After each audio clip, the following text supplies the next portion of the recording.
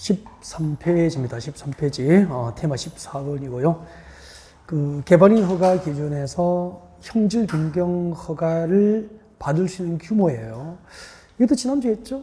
네, 수업 시간에. 자, 개발인 규모란 다음에 해당하는 토지 형질 변경 면적을 말한다라고 해가지고 용도지구로 일정한 면적 미만으로 허가 신청된 경우에만 토지 형질 변경이 허가될 수 있다는 뜻이에요.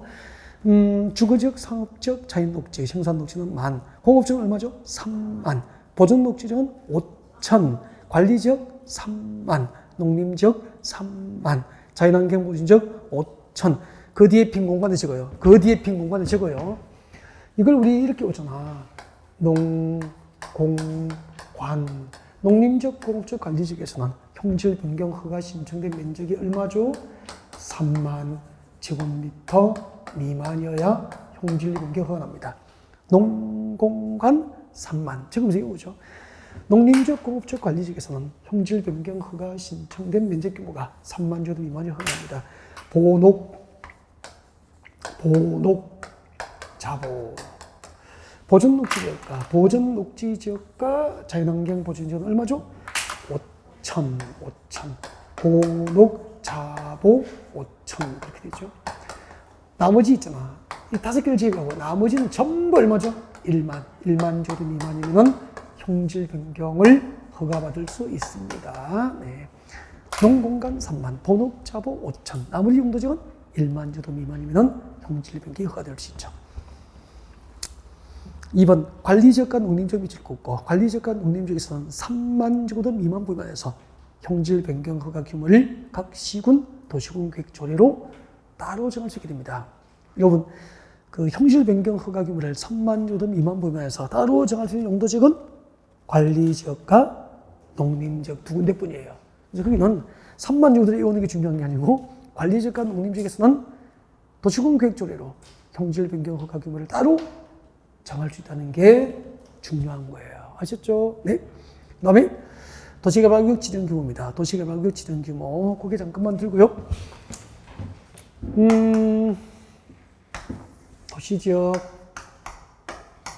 도시지역 나가면은 도시지역 위에 이렇게 되잖아요.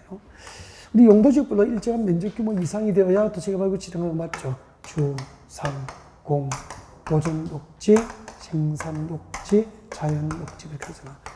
도시개발법상 도시개발구역 지정이 허용되지 않은 용도지역이 어디죠? 도시지역 중에서 유일하게 보존녹지역은 도시개발법상 도시개발구역 지정이 허용되지 않습니다. 나머지는 공업지역은 면적이 얼마죠? 3만. 3만 제곱 이상 규모로만 도시개발구역 지정이 가능합니다. 그러니까 공업지역에서는 3만 제곱 미만인 도시개발법상 도시개발 사업은 존재하지 않는 거예요. 최소 공업지역에서는 3만 제곱 이상 규모로만 도시개발법상 도시개발 사업으로 개발할 수 있는 거예요. 나머지 용도지역은 전부 얼마죠? 1만. 그럼 끝난 거죠. 도시적인 외지는 원칙 얼마죠? 30만. 원칙은 30만 제곱미터인데 여기도 초등학교 용지 확보하고 어쩌고 저쩌고 요걸 맞추면은 10만 제곱 이상 규모로도 도시개발 지정이 가능합니다. 같이 보자. 교재 봐요. 도시개발 구역을 지정할 수 있는 대상 지역입니다. 자, 도시지역에서는 동그라미 2번에 공업지역만 얼마죠? 3만. 나머지는 전부 얼마죠? 1만. 단 녹지적 봐. 녹지적인데 자연녹지, 생산녹지적은 도시개발 지정이 가능하지만 보존녹지적은 지정할 수 없다고 해서 제일 밑에 생산녹지적 밑에다가 아니야 무엇이 들어갈 수 없죠? 보존녹지. 보존녹지적은 면적 규모와 상관없이 도시개발법상 도시개발구역을 지정할 수 없습니다. 그 다음에 도시적인 외지역은 얼마죠? 30만 제곱 이상 규모로 지정함이 원칙인데 주거죠. 아파트 또는 연립주택 건설 계획이 포함된 경우로서 다음의 요건을 모두 갖추면은 즉 초등학교 용지를 확보하고 관할 교육청과 협의를 했거나 4차선 이상의 도로 설치를 하는 경우에는 최소한의 기반시설이 확보됐잖아. 이때는 10만 제곱 이상 규모로도 도시개발구역 지정이 가능합니다. 도시지역 밖에서는 원칙이 얼마죠? 30만. 아파트나 연립주택 건설 계획이 포함되어 있고 초등학교 용지가 확보됐고 도로를 4차선 이상의 도로를 확보하는 등 최소한의 기반시설이 갖춰지면 얼마? 10만 제곱 이상. 기억을 초등학교 용지 확보만 줄 거면 돼. 니은은 4차로 이상의 도로를 설치한 경우죠. 그것만 기억하라니까. 다 외우려니까 이제 감당이 안 되는 거예요. 자꾸 자꾸 망하는 거죠. 읽고 딱 기억해야 될 키워드만 기억합니다. 알겠죠? 키워드. 아니, 우리가 잠겨있는 문을 열 때는 그걸 해머로 문을 전체를 파괴해야 됩니까? 키로 엽니까? 키로 열잖아. 그러니까 시험 문제 해답도 모든 문장으로 하는 게 아니라 키로 해답을 찾는 거라고. 키워드만 기억하라고. 자, 그럼 머리가 좀 덜 고생을 하죠. 그 다음에 미개발지의 지정 요건. 잠깐만 들어요. 잠깐만. 여기 봐요. 주거지역, 상업지역, 공업지역은 시가와 용도, 개발 용도 맞죠? 개발 용도잖아. 여기 자연 녹지, 생산 녹지, 그리고 도시적인 외지역은 유보 지역 아니면 보존 지역이잖아. 그럼 여기는 개발된 상태입니까? 대부분이 미개발 지역입니까? 미개발 지역이야. 미개발 지역에 대해서 도시개발구를 지정하려면, 미개발 지역에 도시개발구를 지정하려면 여기는 무엇이 수립되어 있어야 되죠? 광역도시계획이나 도시군기본계획이 수립되고, 이 광역도시계획과 도시군기본계획에서 개발 가능한 용도로 정한 지역만 도시개발구를 지정하는 게 원칙이라. 미개발 지역, 자연녹지지역과 생산녹지지역과 도시지역 외지역은 광역도시계획과 도시군기본계획에 의해서 개발 용도를 정한 땅만 도시개발구를 지정하는 게 원칙인데, 광역도시계획과 도시군기본계획 수립이 없다면은 녹지지역 중 자연녹지, 도시지역 외지역 중 계획관리지역, 자연녹지지역과 계획관리지역 하나여 도시개발구 지정이 허용된다는 뜻이에요. 봐요. 14페이지 제일 위에 봐요. 미개발지역의 지정 요건. 미개발지역. 자, 자연녹지지역과 적어요. 생산녹지지역과 도시적 외지역. 자연녹지지역과 가로는 뭐죠? 생산녹지지역입니다. 자연녹지지역과 생산녹지지역과 도시적 외지역을 줄 긋고 개발지역입니까? 미개발지역입니까? 미개발지역이야. 이 미개발지역에 도시개발구를 지정할 때는 광역도시계획과 도시군기본계획에 의해서 개발 가능한 지역만 지정해야 되는데, 다만 광역도시계획과 도시군기본계획이 수립되지 아니한 지역은 녹지지역 중 무슨 녹지지역? 자연녹지지역만 적어요. 자연녹지지역 및 계획관리지역에 도시개발구를 지정할 수 있어. 그리고 4번 내려옵니다. 자연녹지지역 및 계획관리지역 적었습니까? 내려오세요. 쥐락지구, 쥐 동그라미. 개발지능지구, 개 동그라미. 지구단위구역의 지 동그라미. 국가균형발전도 줄 것입니다. 국가균형발전을 위해서 관계중앙행정구역과 협의하여 도시개발구역으로 지정하는 지역. 협의 동그라미. 그렇게 해서 이걸 어떻게 보느냐면은 우리가 어떻게 봤죠? 취지개 협의 이렇게 보죠. 취지개 협의. 취락지구가 지정됐거나 지구단위구역이 지정됐거나 개발지능구역이 지정됐거나 국가균형발전을 위해서 협의하여 도시개발구역이 지정되는 지역은 제목을 보세요. 도시개발구역 지정 규모나 미개발지역 지정 요건인 광역도시계획과 도시군기본계획 수립 여부를 따집니까? 배제합니까? 배제. 묻지도 따지지 않고 도시개발구역 지정을 할 수 있는 대상이다 이 말입니다. 규모와 상관없이 미개발 지역의 광역도시계획과 도시군기본계획 수립 여부와 관계없이 도시개발구역 지정할 수 있는 대상이 취지계 협의. 잠깐만요. 용도지역별로 일정한 면적규모 이상이 되어 도시개발구역 지정하는 거 맞죠? 이 용도지역별로 면적규모를 따지지 않고 도시개발구역 지정할 수 있는 대상이 취락지구, 지구단위구역, 개발지능지구, 국가균형발전위에서 관계중앙행정기관장과 협의된 지역 그런 뜻이에요. 이해가 됐죠? 그 다음에 준용법률. 준용법률도 이것도 한 문씩 나오잖아. 들어가지는 지문에. 국토교육법상 장기 미집행 도시공계획실 부지 중 줄것죠. 매수 청구된 토지의 매수 가격과 매수 절차. 장기 미집행 도시공계획실 부지의 매수 가격과 매수 절차 등 줄거예요. 매수 가격과 매수 절차 등에 관하여 국토교육법상 규정이 없으면 무슨 법 준용하죠? 공치법. 매수 가격과 절차에 준용되는 법은 공치법이에요. 공치법이 뭐죠? 공익 사업을 위한 토지 등의 지정 및 보상하는 법률 다 했던 거고. 그 다음에 도시군계획시설 채권 발행 절차 등 줄 거.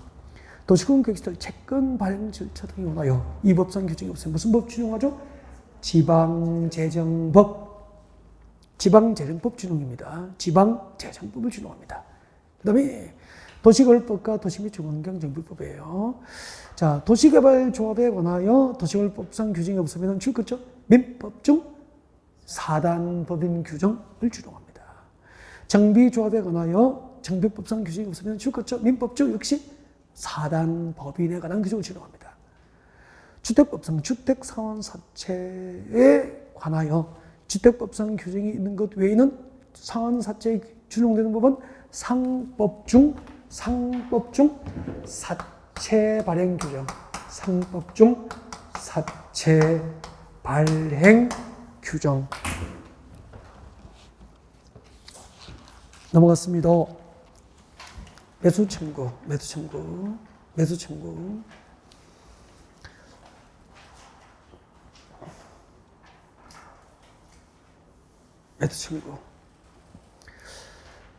자, 국토기획법상 매수 청구 제도입니다. 이는 지난주 했죠. 지난 금요일 며칠 전에 했어요. 3일 전에. 자, 국토기획법상 장기미 지방 도시군 계획설부지 매수 청구 대상입니다. 도시군 계획설 결정 것이 몇 년? 10년 내에 사업이 시행되지 않고 지목이 돼. 10년 뒤에는 지목이 돼. 한글로 돼 적용됩니다. 10년 미지평에 지목이 돼인 토지는 매도 청구 대상 맞죠? 그때 토지 뒤에 봐요. 10년 미지평에 지목이 되진 토지는 매도 청구할 수 있고요. 그 토지에는 주거적 건축물 등 기타 정착물도 매도 청구 대상에 포함돼요. 그리고 두 번째 줄 끝에 줄 거예요. 단 10년 미지평에 지목이 되지어도 이 빠뜨리면 안 돼. 실지계획 인가가 고시됐거나 그에 상당한 절차가 진행된 경우에는 매도 청구 대상입니까? 제외입니까? 제외. 그러니까 10년 미지평에 지목이 되지어도 도시군 계획시설 사업절차에서 실지계획 인가가 났거나 그에 상당한 절차가 진행되면 매도 청구 대상에서 제외가 됩니다. 매도 청구는 어디 한다고 그랬죠? 제가 시청, 군청. 시청, 군청을 대상으로 매도 청구를 하는 게 원칙이죠. 그래서 매수무자는 특별시장, 광역시장, 특별자치시장, 특별자치도지사, 시장에서 매수 의무자가 되는 거야. 단 예외. 해당 사업 시행자가 정해진 경우에는 누구를 대상으로 할 수 있죠? 주거죠. 그 시행자가 줄 거예요. 그리고 도시군 계획시설을 설치하거나 설치된 도시군 계획시설을 관리해야 할 의무 있는 자가 있다면 그 의무 있는 자 줄 거예요. 의무 있는 자를 대상으로 매수 청구할 수도 있죠. 원칙은 어디에 해야죠? 시청, 군청. 시행자가 정해진 경우에는 시행자. 설치나 관리에 관하여 의무 있는 자가 있다면 그 의무 있는 자. 그리고 매수 청구하면 6개월 내에 매수 여부를 결정해서 알리죠. 6개월 내에 매수 여부를 결정해서 알리잖아. 그때 6개월 내에 매수하지 않기로 결정해서 알렸어. 그럼 매수입니까? 매수 거부가 됩니까? 매수 거부라고 하는 거죠. 그 다음에 매수 결정을 알리면 그다음부터 몇 년 내에 매수해야 되죠? 2년 내에 매수해야 되잖아. 매수 결정을 알리고 2년 내에 매수를 하지 않아. 그럼 뭐죠? 매수 지연이 되는 거죠. 매수 지연. 매수 거부, 매수 지연 시 허가 대상은 외워야 돼요. 매수 거부, 매수 지연 시 허가 대상 몇 층? 3층 이하 단독주택. 근데 단독주택은 좁은 의미의 단독주택이니까 다중주택과 다우주택 공간은 허가 대상입니까? 제외입니까? 제외. 그리고 3층 이하인 제1종 근린생활시설. 그리고 3층 이하인 제2종 근린생활시설. 제2종 근린생활시설. 단 2종 근린생활시설 중에서 우리가 좀 좋아하는 것은 다 빠지죠. 다중생활시설, 단란주점, 안마시설소, 노래연습장은 2종 근생시설인데 허가 대상입니까? 제외입니까? 제외. 거기서 우리가 좋아하는 건 뭐죠? 노래연습장입니다. 노래연습장. 그리고 이제 단란주점 이런 거죠. 네. 안마시설소 아니에요. 그 다음에 공작물 설치가 허가될 수 있죠. 다음 내려오십시오. 농지법. 농지법에서는 일정한 사유가 있으면 농지 소유자는 해당 소유 농지를 의무적으로 처분해야 되죠. 농지법상 농지 처분 사유가 발생하면 줄 것죠. 그 사유가 발생한 날로부터 몇 년? 1년 이내. 농지법상 농지 처분 사유가 발생하면 사유가 발생한 날로부터 1년 내에 해당 농지를 의무적으로 처분해야 돼요. 그때 처분 사유가 6개 보이죠? 1번부터 6번 앞으로 묶어요. 처분 사유. 동그라미 1번부터 6번 앞으로 묶어서 앞에다가 처분 사유입니다. 농지법상 농지 처분 사유입니다. 동그라미 1번부터 6번 중 한 개의 사유가 발생하면은 사유가 발생한 날로부터 몇 년? 1년 내에 해당 농지를 의무적으로 처분해야 돼. 그때 1번은 상징적으로 읽어둬야 되죠. 자연재해, 농지 개량, 질병 등 정당한 사유 없이 농지 소유자가 정당한 사유 없이 농지를 이용하지 않다는 것은 경작을 합니까? 방치하고 있습니까? 방치하고 있다. 그럼 처분 대상이 되는 거야. 그리고 2번하고 4번을 꼭 외워요. 농업회사법인이 2번 농업회사법인이 그 설립 요건에 맞지 않게 되면은 아니 농업회사법인이 설립 요건에 맞지 않게 됐어. 그러면은 그 법인은 농지 소유 자격이 없어지잖아. 그래서 농업회사법인이 설립 요건에 맞지 아니하게 된 후 3개월이 지나면은 그 법인이 소유한 농지는 의무 처분 대상이 되는 거라. 몇 개월? 3개월. 그 다음에 농지 전용 허가 받고 여보세요? 농지를 사가지고 집 지으려고 전주택 지으려고 산 거야. 전용. 그래서 농지 전용 허가 받고 농지를 취득했어. 집 지으려고 대주를 바꿔놓고 샀다고 이제 농지를. 그래놓고 2년 내에 목적 사업에 착수하자면 처분 대상 된다. 알겠죠? 몇 년? 2년. 전용 허가를 받고 농지를 취득한 자가 취득한 날로부터 2년 내에 목적 사업에 착수하자면 취소 처분 대상이 됩니다. 그다음에 농지 소유 상한을 초과. 농지 소유 상한 동그라미. 대답해요. 상속농지와 이농 당시의 농지. 상속농지와 이농 당시의 농지는 얼마까지 소유할 수 있죠? 그렇죠. 1만 제곱미터까지 소유가 가능하잖아. 상속농지와 8년 이상 농사 짓다가 이농을 하는 경우, 이농 당시의 농지는 1만 제곱미터까지 비농은 소유가 가능하잖아. 근데 1만 5천 제곱미터 소유했어. 소유상을 초과했죠. 소유상을 초과한 5천 제곱미터는 처분 대상이 되어버리는 거예요. 알겠죠? 네. 그 다음에 주말 체험. 주말 체험 영농 목주로 농지를 소유하면 얼마까지 소유합니까? 1,000 제곱미터 미만으로 소유해요. 미만. 이 소유상을 초과하면 그 초과된 면적은 처분 대상이 된다는 말이야. 알겠죠? 상속과 이농은 얼마? 1만 제곱미터까지. 주말 체험 영농은 1,000 제곱미터 미만. 1,000 제곱 미만으로 소유상을 제한받죠. 넘어가요. 농지처분명령. 농지처분명령. 자, 실형구수장은 처분 의무기간. 아까 처분 의무기간은 사유가 발생하고 1년이잖아. 그 처분 의무기간 내에 처분 대상 농지를 처분하지 않은 농지 소유자에게 몇 개월? 6개월 이내에. 6개월이죠? 6개월 내에 해당 농지를 처분할 것을 명령할 수 있습니다. 6개월 이내에 해당 농지를 처분하도록 처분 명령을 할 수 있어요.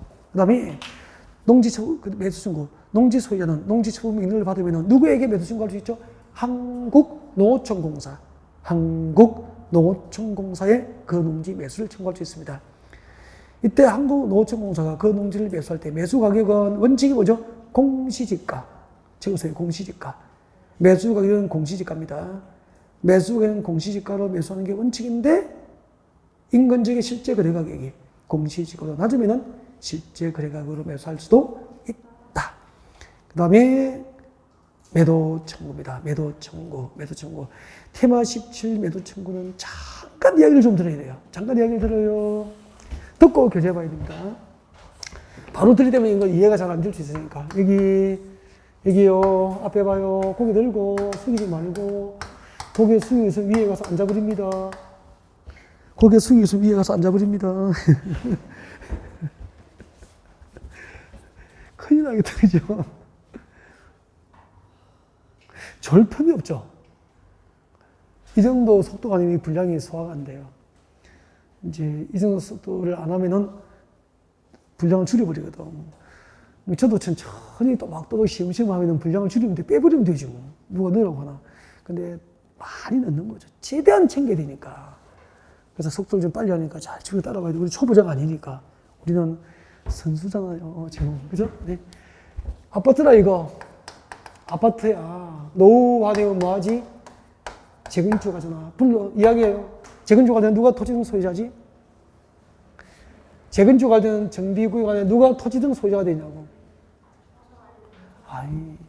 재건축할 때 토지등 소유자는 이런 건 이제 자연스럽게 나와야 된다. 건축물 및 그 부속 토지 소유자잖아. 맞죠?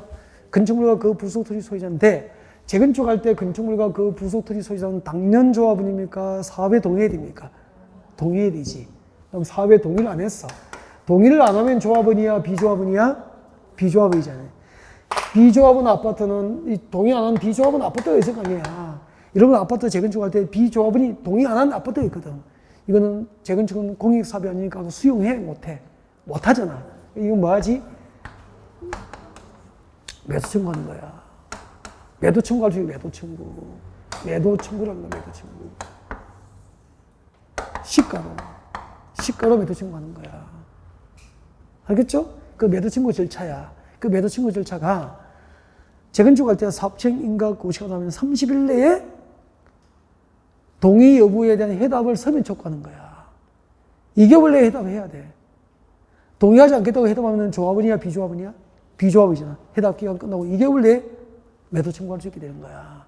30일, 2월을 외워야 되는 거야. 같이 볼게요. 자료 봐요. 해답 촉구. 재건축 사업의 시행자는 줄 거요. 사업시행 계획 인가가 고시된 날로부터 30일 이내까지 줄 거예요. 사업시행 계획 인가가 고시된 날로부터 며칠? 30일 내에 다음에 해당한 자. 다음이 1번, 2번이잖아. 1번 누구죠? 조합 설립에 동의하지 않은 자. 조합 설립에 동의하지 않은 자는 조합원이야, 비조합원이야? 비조합원이잖아. 그래서 그 조합 설립에 동의하지 않은 자에게 조합 설립과 사업 시행자 지정에 관한 동의 여부에 대한 해답을 서면 촉구해야 되는 거야. 사업 시행 인가 고시로부터 며칠 내에? 30일 내에. 해답 내려와요. 해답 촉구를 받은 토지 소유자는 그 촉구를 받고 몇 개월? 2개월. 2개월 이내에 해답을 해야 됩니다. 3번. 해답 기간 내에 해답을 하지 않은 경우 그 토지 소유자는 조합 설립과 사업 시행자 지정에 동의하지 않겠다는 뜻을 해답한 것으로 간주해버리고 그 해답 기간이 지나면 사업 시행자는 줄 거요. 해답 기간이 만료된 때부터 몇 개월? 2개월 내에 조합 설립 또는 사업 시행자 지정에 동의하지 않겠다는 뜻을 해답한 토지 등 소유자.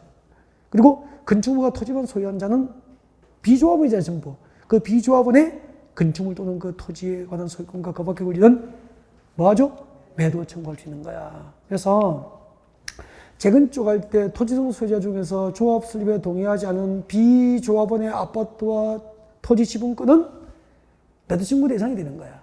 근데 절차는 30일, 2월. 이해하니까 그 숫자를 탁탁탁 점검하고 넘어가야 된단 말이야. 빠른 속도로 넘어가요.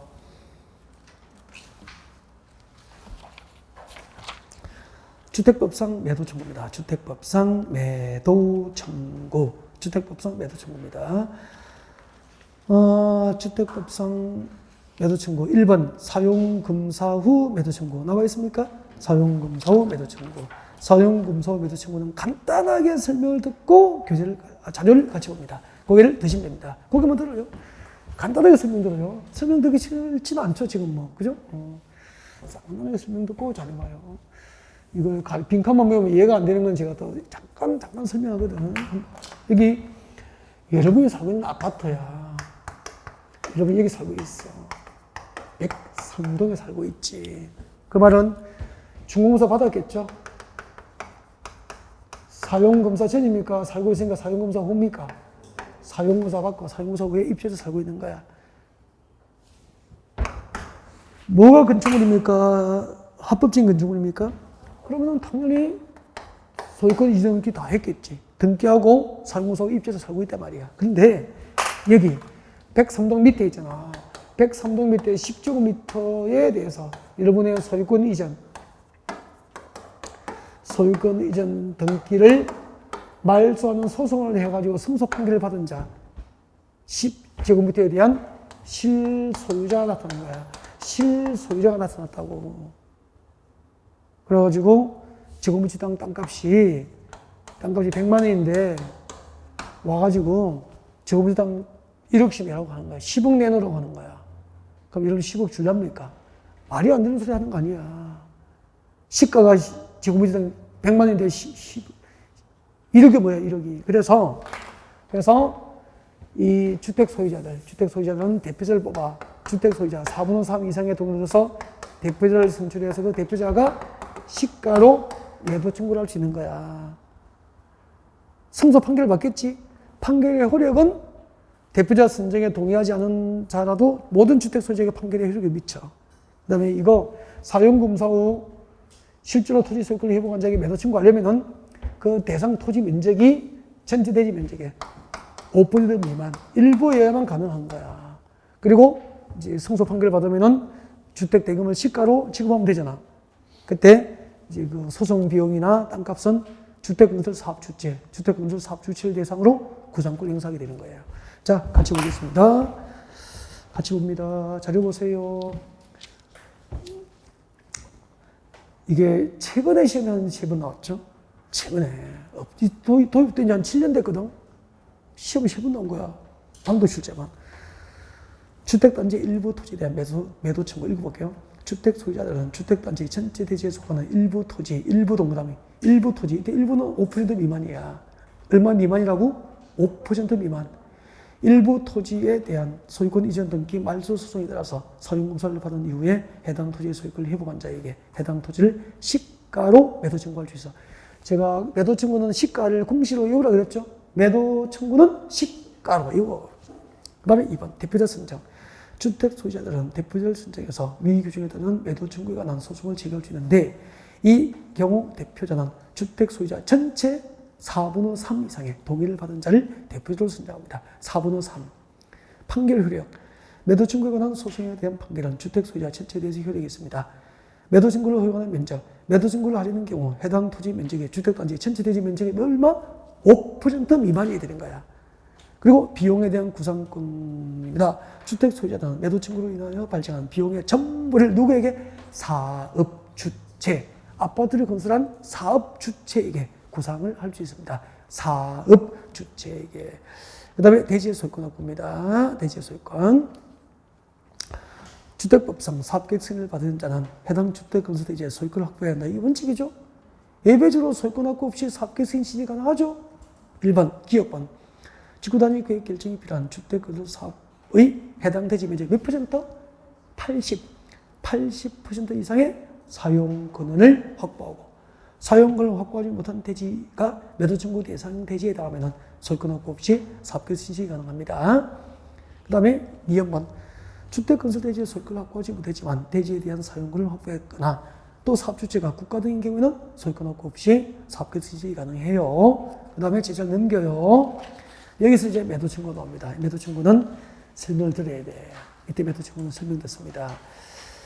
자, 주택법상 매도 청구 설명할게요. 그대로 고개를 듭니다. 그대로 고개 드시고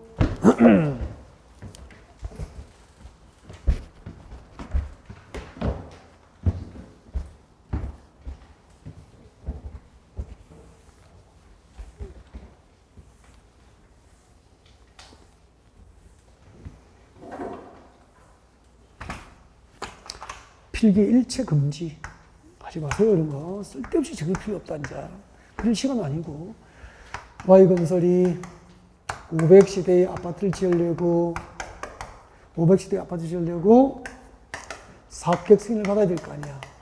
승인 신청할 때. 근데 사업계획 승인 받고 아파트를 지는 Y건설을 뭐라고 불러요? 건축주라고 합니까? 사업주체라고 합니까? 사업주체. 이렇게 사업주체가 주택을 건설할 때는 이 주택 건설 대지에 소유권을 확보하고 사업계획 승인 신청하는 게 원칙이다 이 말이야. 사업계획 승인 신청할 때는 뭘 확보해야 되죠? 소유권. 단 소유권 확보 없이 사업계획 승인 신청할 수 있죠. 이 대지 면적 얼마? 80%와 80%. 이 정도 되네요. 이 80%의 땅 주인으로부터 내 땅에 아파트 지어도 좋다고 사용 승낙서 받으면 돼. 그럼 사용권을 확보했잖아. 80% 이상의 사용권을 확보하고 그럼 사용권이 확보되지 못한 대지 20% 미만이 남았지. 여기에 뭐가 가능해야 되지? 매도 청구가 가능하다면 소유권 확보 없이 사업계획 승인이 가능해. 사업계획 승인 받았어. 사업계획 승인 받은 대지에 뭐가 포함되어 있지? 매도 청구 대상 토지가 포함되어 있잖아. 이럴 때는 시가로 매도 청구를 할 수 있어. 그리고 매도 청구 전 몇 개월? 3개월 이상 의무적으로 협의를 해야 돼. 매도 청구 전 최소 3개월 이상 의무적으로 협의를 해야 되는 거야. 그 다음에 전체 대지 면적의 95% 이상의 사용권을 확보했어. 몇 프로? 95% 이상의 사용권을 확보해. 그럼 상상해봐. 대지 대부분의 땅 주인부터 사용 승낙을 다 받았단 말이야. 95% 이상. 그러면은 사용권을 확보하지 못한 대지가 5% 미만이 남아있지. 이들 알받기 했다고 그랬지. 이 알받기를 잘했다고 해야 됩니까? 못했다고 해야 됩니까? 이들을 무력화시키기 위해서 대지 면적 95% 이상이 돼서 사용권을 확보했다면 사용권을 확보하지 못한 이 5% 미만의 모든 소유자에게, 모든 토지 소유자에게 매도 청구가 가능해. 사용권을 확보하지 못한 토지의 모든 소유자에게 매도 청구를 하려면 몇 프로 이상의 사용권 확보가 돼야 됩니까? 95% 이상. 근데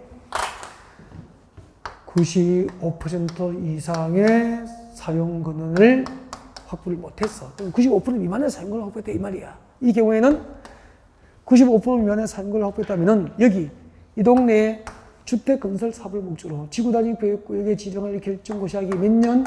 10년 이전에 해당 지역의 토지 소유권을 취득하여서 현재까지 계속 보유를 하고 있는 자야, 보유자. 그러면 주택 건설 사업을 목적으로 지구단위 계획구역 지정을 결정 고시하기 10년 이전부터 해당 지역의 토지 소유권을 취득해서 현재까지 보유하고 있으니까 이 동네에 얼마나 살았습니까? 오래된 원주민입니까? 오래된 원주민이라고 했잖아. 이 오래된 원주민에게 매도 청구를 합니까? 못합니까? 못하니까 이들을 포함합니까? 제외합니까? 제외한 나머지 토지 소유자가 매도 청구가 가능한 거야. 같이 봐요. 매도 청구. 주택법상 매도 청구. 사업계획서를 받은 사업주체는 다음에 따라서 해당 주택 건설 대지 중에서 사용권을 확보하지 못한 대지 소유자에게 대지를 시가 등록하면 시가로 매도할 것을 청구할 수 있어. 이 경우 매도 청구 대상이 되는 대지 소유자와 매도 청구를 하기 전 몇 개월? 3개월 이상. 매도 청구 전 3개월 이상 의무적으로 협의기간이 필요해. 그리고 내려와요. 기업번. 주택 건설 대지 면적 95% 이상 동그라미. 95% 이상의 사용권을 확보했다면 그 뒤에 사용권을 확보하지 못한 대지의 주택 모든 소유자에게 매도 청구가 가능하지만 95% 이상의 사용권을 확보하지 못했다면 사용권을 확보하지 못한 대지 소유자 중에서 지구단위 계획구역 결정 고시일 몇 년? 10년 이전에 해당 대지 소유권을 취득하여 계속 보유하고 있는 자가 이주고 지구단위 계획구역 결정 고시일 10년 이전에 해당 대지 소유권을 취득하여 계속 보유하고 있는 자를 뭐라 그래요? 오래된 원주민. 이 오래된 원주민을 포함합니까? 제외합니까? 제외한 나머지 토지 소유자만 매도 청구가 가능한 거야. 그리고 인가보다 설립된 리모델링 주택조합은 리모델링 결의에 찬성하지 않은 자의 주택과 토지에 대해서 매도 청구할 수 있죠? 5. 그리고 위 매도 청구에 관하여는 매도 청구에 관하여 이 법상 규정이 없어. 무슨 법 추정하죠? 집관법. 집합 건물의 소유 및 관리에 관한 법률을 추정한다. 5. 매도 청구에 추용되는 법은 집관법. 집관법이 뭐죠? 집합 건물의 소유 및 관리에 관한 법률입니다. 지구단위 계획구역의 지정 대상입니다. 지구단위 계획구역의 지정 대상입니다. 여러분, 지구단위 계획구역 지정 대상은 잠깐만. 지구 단위 계획구역. 지구단위 계획구역의 지정 대상. 지구단위 계획 지정 대상은 개발되는 지역입니까? 보존되는 지역입니까? 네? 토지를 이용하거나 개발을 하려고 하는 지역 단위로 지구 단위가 지정될 수 있는 거야. 그러면 녹지지로 묶여있으면 지정할 수 있어? 없어?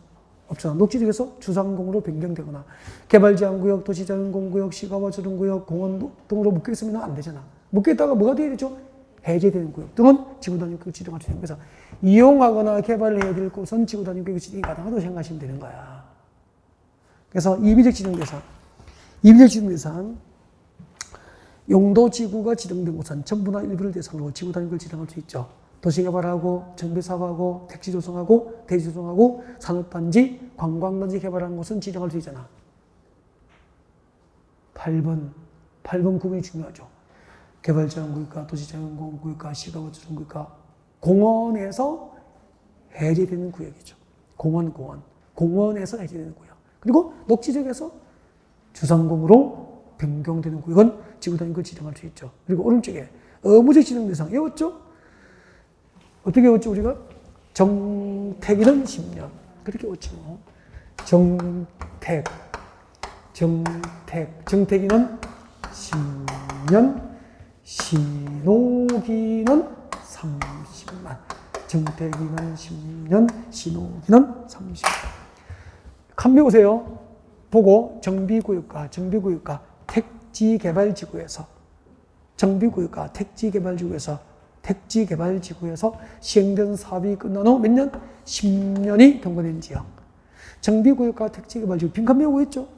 정비구역과 택지개발지구에서 시행된 사업이 끝난 후 10년이 경과됐거나 시는 뭐지? 시가와 조정구역과 공원, 시가와 조정구역과 공원에서 해제된 구역 중에서 그 면적 규모가 30만 제곱미터 이상이거나, 그 다음에 녹은 뭐죠? 녹지지역에서 주거, 상업, 공업주로 변경된 지역 중에서 그 면적 규모가 30만 제곱미터 이상이 되는 지역. 정태기는 10년, 신호기는 30만. 다 외웠습니다. 다 힘간 다 외웠어요? 1번, 동그라미 1번. 정비구역 및 택지개발지구에서 시행된 사업이 끝난 후 10년이 지난 지역. 그리고 다음의 지역은 기업과 연에 해당 지역이잖아. 기업, 시가와처럼 또는 공원에서 해제된 지역. 그리고 니은, 녹지지역에서 주상공으로 변경된 지역 중에서 그 면적이 얼마죠? 30만 제곱미터 이상이 되는 지역. 그건 의무적 지정 대상. 뭐 의무적 지정 대상이야. 얼마나 중요하다고, 그죠? 뭐 이런 거 거기 가야 되죠. 뭐 필수죠. 그 다음에 19페이지. 19페이지 맨 위에 보면은 도시적 외, 지구 단위 계획구역의 지정 대상이 3개가 나와 있어요. 몇 개 나와 있죠? 3개. 일단 도시적 밖에 지구 단위 구역을 지정할 수 있는 대상, 목차를 딱 봐야 돼, 목차를. 그래서 빨리 동그라미 합니다. 계획관리적, 2번 개발지능지구, 그리고 3번 동그라미 하죠. 이거 3번 잘 빠뜨리면 안 돼요. 폐지된 용도지구에서 행비자를 지구 단위로 대체하려고 하는 지역은 도시적 외의 지역에 지구 단위 구역을 지정할 수 있죠. 3개. 그 중에서 여기요.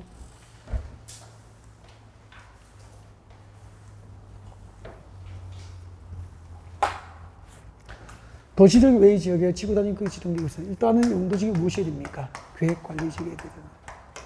그래서 이 계획관리지역인데 여기다 봐요. 여기다 지구 단위 구역을 지정할 때 지정되는 구역 면적 100분의 50 이상 무조건 어디에 들어가야 됩니까? 계획관리지역에 들어가야 돼. 지정하려는 구역 면적 100분의 50, 50% 이상이 계획관리지역에 포함되고 나머지 용도지역, 계획관리지역에 포함되지 않은 이 나머지 용도지역이 무엇일 것? 생산, 관리, 보전, 관리지역에 해당해야 돼. 제가 놓고 있죠. 그 다음에 여기다가 아파트나 연립주택 건설 계획이 포함됐다면은 아파트나 연립주택 건설 계획이 포함된 게 면적이 얼마? 30만 정도 이상이 돼야 돼. 아파트나 연립주택 건설 계획이 포함되면 30만 정도 이상이 돼야 돼.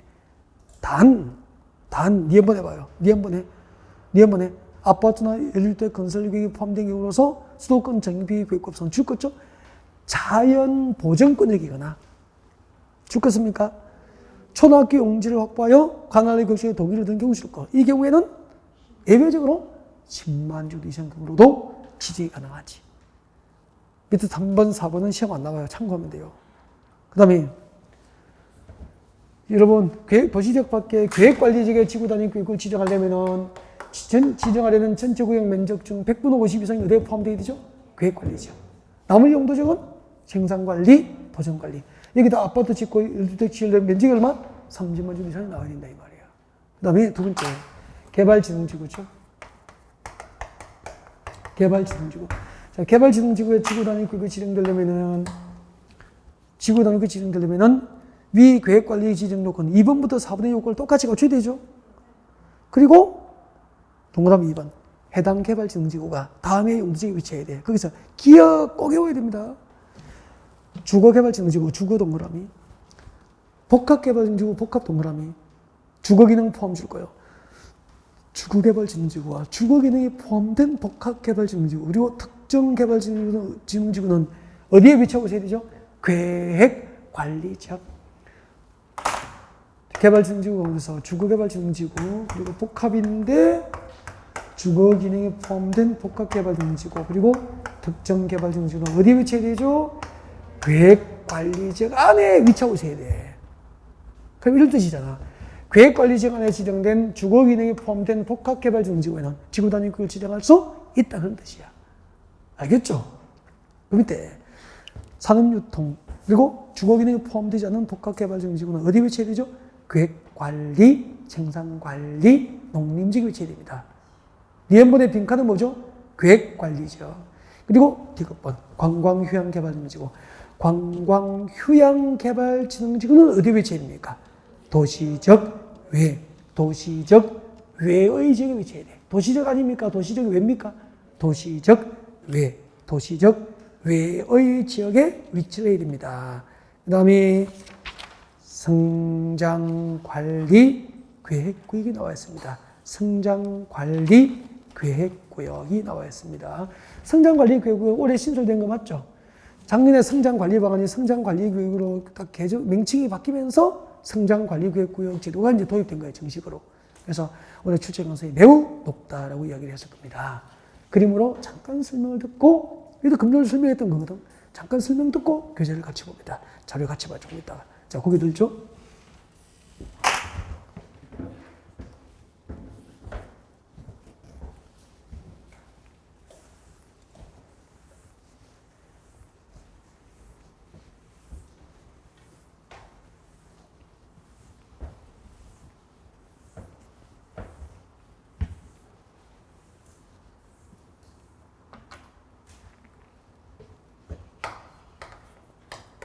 성장이 뭐죠?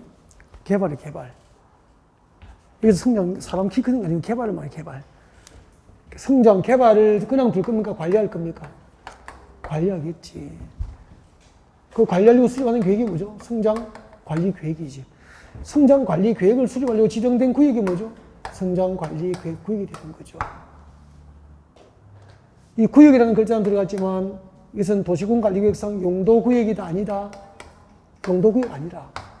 그러면 딱 문제가 국토교통부 장관, 시도지사, 대도시장이 도시군 관리로 지정과 변경을 결정할 대상이 아니라는 거지. 그럼 지정권의 국장, 시도지사 나오면 틀린 거잖아. 그럼 서울은 누가 지정한다고 그랬죠? 서울시장이. 부산은? 부산시장이. 삼천구는? 삼천구청. 세종은? 세종특별자치시장. 제주도는? 제주특별자치도지사. 그렇게 될 거 아니야.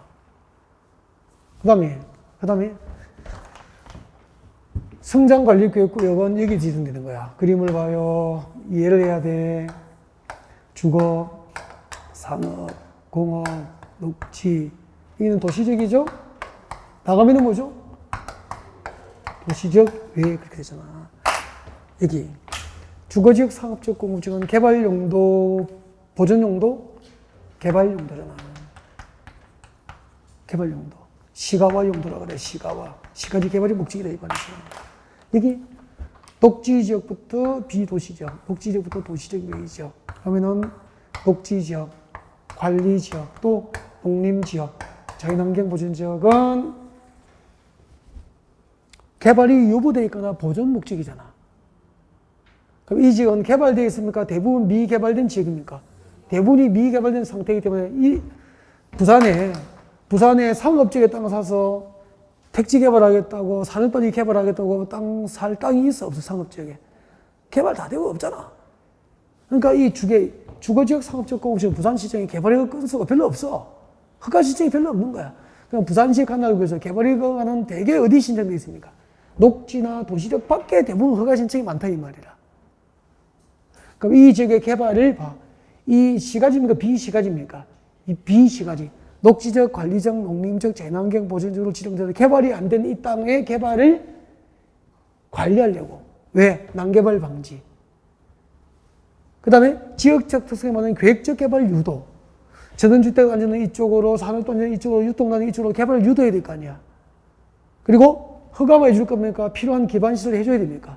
또 개발이 허가해주면 집지를 제대로 해주면 도로를 만들고 상업도시를 넣어줘야 될 거 아니야. 이게 관리야. 그걸 말로 합니까? 계획을 합니까? 계획. 그 관리 계획이 성장관리계획. 성장관리계획 뭘 정한다고 그랬죠? 이 지역의 난개발 방지, 지역적 특성에 맞는 계획적 개발을 유도하기 위해서 성장관리계획이 수립되면은 이 지역에 건축할 수 있는 건축물을 건축할 때 건폐율, 용적률, 건축물 높이, 그리고 건축물의 용도 제한, 그리고 기반 시설 확보 이런 것을 전부 건축물의 배치, 형태 이런 것까지 전부 행정계획으로 관리를 하는 거야, 관리를. 그게 성장관리계획이에요. 그러면 절대 지정 못하는 거. 보존되는 지역입니까? 개발지역입니까? 개발되는 지역에 지정하기 때문에 이미 개발이 끝난 동네는 새로 개발되는 지역에 지정하기 때문에 이미 개발이 끝난 동네, 주거지역, 상업지역, 공업지역은 절대로 성장관리계획에 들어갈 수 없는 거야. 개발이 끝난 동네가 아니고 개발할 곳을 대상으로 하는 거야. 그래서 성장관리계획에 지정돼서는 개발할 곳이니까 앞으로 미래에 개발이 이루어질 곳이니까 녹지나 도시적 외지인 거야. 주상공으로 개발이 끝난 동네는 이미 성장 개발이 끝났는데 그걸 관리할 필요가 없는 거잖아. 개념이 맞죠? 그래서 기역, 니은, 디귿, 리은 하나도 안 돼. 그걸 외우면 안 돼. 이걸 외워버리면 이건 미친 거야, 진짜. 개념을 이해를 하나도 못한 거야. 그래서 기역, 니은, 디귿, 리을에 해당하는 지역이 어디에 있을 때 줄 거요? 그 위에 녹지적, 관리적, 농림적, 자연환경 보존지역 안에 기역, 니은, 디귿, 리을에 해당하면 성장관리구역을 지정이 가능하다 이 말이라. 그럼 기역, 니은, 디귿, 리을은 외워야 됩니까? 참고해야 됩니까? 참고. 그걸 외우면 안 된다 이 말이라. 외우고 앉아있으면 참 안 되는 거죠. 답답하죠. 넘어가죠. 지정 절차. 성장관리구역을 지정하고 변경할 때는 도시군관리계획에 의하지 않는다 그랬죠? 주민과 지방의회 의견을 듣습니다. 의견 동그라미. 관경위원장과 사전 협의합니다. 협의 동그라미. 지방도시군의 심의를 거칩니다. 심의 동그라미. 그래서 의견을 듣고 협의 심의를 거쳐서 지정하게 됩니다. 됐습니까? 다음 들어봐요. 성장관리계획 내용입니다. 성장관리계획에 포함을 해야 할 사항입니다. 성장관리계획으로 뭘 정하죠? 기반시설 배치 규모. 성장관리계획 안에 어떤 기반시설 배치할 건지 줄 거죠? 기반시설 배치 규모. 그리고 건축물의 용도 제한, 건폐율, 용적률. 건축물의 배치, 형태, 색채, 높이, 환경관리, 경관계획 등을 내용으로 합니다. 그 다음에 내려옵니다. 성장관리구역의 지정효가 나와 있습니까? 반드시 오세요. 성장관리구역이 지정되면 계획관리지역은 건폐율을 얼마로? 본래 40이잖아. 성장관리구역이 수립된 계획관리지역은 건폐율 얼마? 50% 이하 불과해서. 용적률은 125. 건폐율은 50. 그리고 자연녹지지역은 건폐율이 얼마죠? 농림지역과 자연녹지지역은 30. 생산관리 농림지역. 그리고 대통령령장 녹지는 자연녹지입니다. 생산관리 농림지역, 자연녹지지역은 건폐율이 얼마죠? 30. 원래 20인데 성장관리구역이 지정되면 얼마? 30. 암기 꼭 합니다. 성장관리구역에서 행위, 개발행위 또는 건축물의 용도 변경을 하려면 어디에 맞아야 되죠? 성장관리구역에 맞게 한다. 그래서 성장관리구역에서 행위자는 성장관리구역에 의한다라고 외우면 되는 거예요. 밑에 성장관리구역, 지구단위계획하고 성장관리구역 내용은 공통점이 참 많죠? 그죠? 네. 비교해 둡니다. 연기죠. 그 다음에 개발행위 허가 대상이죠. 개발행위 허가 대상. 개발행위 허가 대상. 일단은 개발행위 허가가 뭔지부터 이야기를 좀, 좀 쉬겠습니다. 시작하면 또 너무 힘들겠다. 잠깐 끊어요.